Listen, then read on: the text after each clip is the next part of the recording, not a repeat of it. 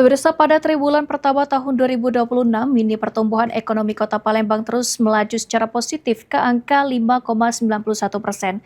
Dengan hal tersebut, pada triwulan kedua pemerintah Kota Palembang optimis pertumbuhan ekonomi akan kembali meningkat lantaran saat ini di Kota Palembang sudah ada CFN dan CFD.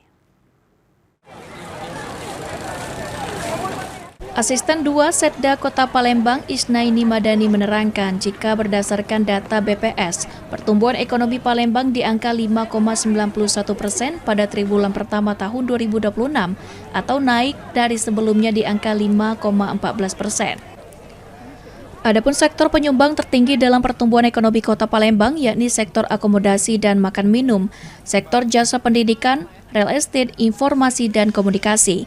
Dengan pertumbuhan ekonomi yang positif ini, Isnaini Madani optimis jika pada triwulan kedua tahun 2026, pertumbuhan ekonomi Kota Palembang dapat lebih tinggi, lantaran saat ini Palembang sudah memiliki Car Free Night dan Car Free Day.